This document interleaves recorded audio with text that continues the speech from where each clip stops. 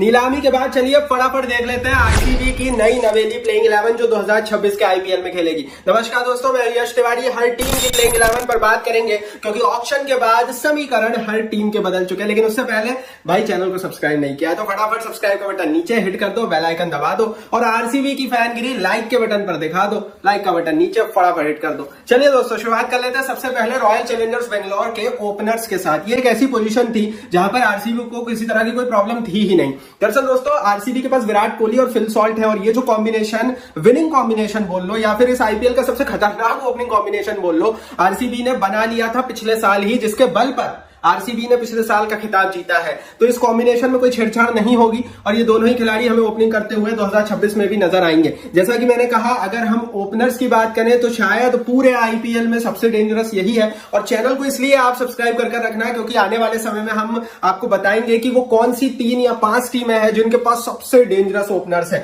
हर team के openers की rating और रैंकिंग भी बताएंगे, उसके लिए चैनल के साथ बने रहिए। चलिए दोस्तों ओपनर्स के बाद हम मिडिल ऑर्डर की बात कर लेते हैं। ये वो जगह होती है जो टीम का भविष्य और टीम का कुंडली जो है ना वो तय होती है यहाँ पर, क्योंकि हमने देखा है कि जिसके पास मिडिल ऑर्डर रहा है वो टीम हमेशा आईपीएल में बहुत अच्छी रही है। यहाँ पर है पाटीदार कप्तानी करेंगे, 3 पर 4 पर डेविड, 5 पर वेंकटेश अय्यर। वेंकटेश अय्यर की एंट्री इस टीम को एक बल प्रोवाइड करती है। मिडिल ऑर्डर में एक बल्लेबाजी का फिनिशर का ऑप्शन प्रोवाइड करते हैं। वेंकटेश अय्यर गेंदबाजी भी हल्की फुल्की एज ए पार्ट टाइमर और काइंड ऑफ ए मेन खिलाड़ी कर सकते हैं। कुल मिलाकर आपको विकल्प मिल जाएगा मिडिल ऑर्डर में। तो मिडिल ऑर्डर में जहां पर एक खिलाड़ी की कमी पिछले साल लग रही थी, हालांकि दोस्तों रॉयल चैलेंजर्स बेंगलोर की टीम के पास लिविंगस्टोन थे लेकिन वो चल नहीं रहे थे, उनके स्थान पर आपको एक इंडियन विकल्प मिला है। अगर यहां पर विदेशी विकल्प होता तो 4 फॉरेन प्लेयर रूल के कारण खिलाने में दिक्कतें होती, अब नहीं है। तो कुल मिलाकर मिडिल ऑर्डर ज्यादा सेटल्ड हुआ है। मतलब जैसे कि मैंने आपको एक वीडियो में बताया था, स्क्वाड वाली वीडियो में, कि आरसीबी कुछ उन टीमों में से एक है जिन्होंने बहुत कम खिलाड़ी खरीद कर अपने आप को पिछले साल के मुकाबले और मजबूत किया है, जबकि पिछले साल इन्होंने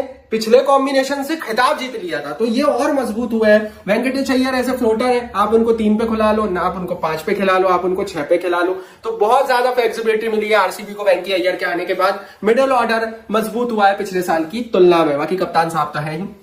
ओपनर्स और मिडिल ऑर्डर हमने बता दिए। आप भी रैंकिंग और रेटिंग देते चलो भाई कमेंट बॉक्स में। इनके ओपनर्स को कितने दोगे 10 में से और मिडिल ऑर्डर को 10 में से कितने दोगे। फाइनल में रेटिंग को हम जोड़कर देखेंगे आपने कितने पॉइंट्स दिए। तो आप भी फटाफट कमेंट बॉक्स में रेटिंग रैंकिंग देते रहिए। अब आगे बढ़ते हैं, लोअर ऑर्डर की बात करते हैं। लोअर ऑर्डर मतलब नंबर 6 नंबर 7, वो स्थान जहां पर आपको एक ऑलराउंडर की जरूरत होती है, आपको एक मीडियम पेसर ऑलराउंडर या फिर एक स्पिन ऑलराउंडर की जरूरत होती है और एक फिनिशर की जरूरत होती है। ये पोजीशन डिसाइड करती है कि टीम का स्कोर कितना बड़ा हो सकता है। जीतेश शर्मा विकेटकीपर के रोल में रहेंगे नंबर 6 पर। नंबर 7 पर आप कृणाल पंड्या को उतारेंगे। अब कृणाल पंड्या के साथ एक इशू है जो जरूर हमें एड्रेस करना चाहिए कि ये कभी भी आईपीएल में कंसिस्टेंट नहीं रहे हैं। पिछला सीजन इनका बहुत अच्छा गया था लेकिन क्या ये सीजन भी वैसा ही जाएगा, कुछ कहा नहीं जा सकता। जीतेश शर्मा आपको एक इंडियन इंटरनेशनल विकेटकीपर मिलता है तो यहां पर शॉर्टेड चीज है। जीतेश शर्मा की फिनिशिंग ताकत देखनी पड़ेगी, लेकिन हाँ बल्लेबाजी सॉलिड देंगे। जीतेश शर्मा को आप नंबर 6 की जगह नंबर 4 भी उतार सकते हो। तो जीतेश शर्मा भी फ्लोटर का रोल निभाएंगे। ये टीम इसलिए और ज्यादा खतरनाक है, या फिर ये प्लेइंग 11 की मैं बात करूं इसलिए इतनी खतरनाक है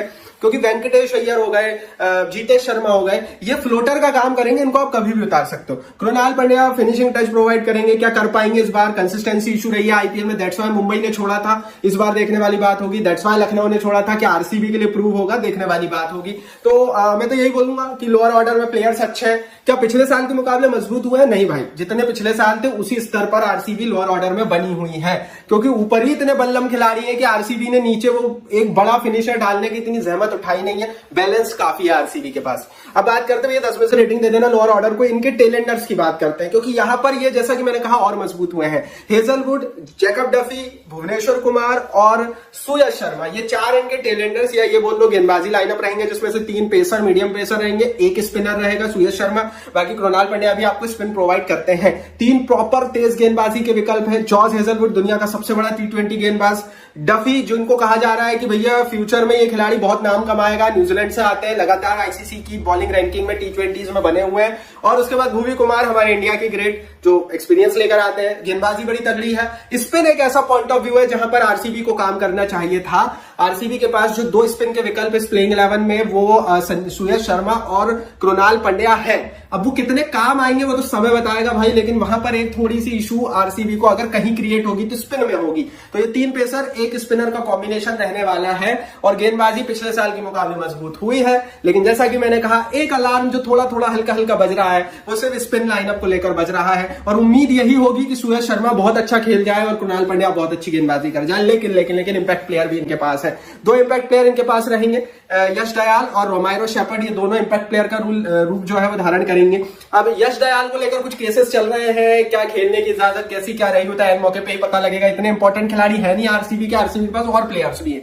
दूसरी बड़ी चीज रोमायरो शेपर्ड, जो कि एक फिनिशर काइंड ऑफ रोल निभाते हैं। अगर आपको रोमायरो शेपर्ड को खिलाना है तो आपको एक बड़े विदेशी को बाहर बिठाना पड़ेगा। क्या आप डफी को बाहर बिठाकर अपनी गेंदबाजी को श्रिंक कर आप क्या ऊपर रोमायरो शेपर्ड को खिलाएंगे? शायद नहीं। ऑलरेडी आरसीबी के पास बल्लेबाज इतने हो गए वेंकटेश अय्यर की एंट्री के बाद कि रोमायरो शेपर्ड बाहर ही बैठेंगे और इंपैक्ट प्लेयर का रोल निभा सकते हैं अगर कोई बड़ा टारगेट लगाना हो या बड़ा टारगेट चेस करना हो। तो 2 इंपैक्ट प्लेयर यश दयाल और रोमायरो शेपर्ड रहने वाले रॉयल चैलेंजर्स बेंगलोर की टीम के।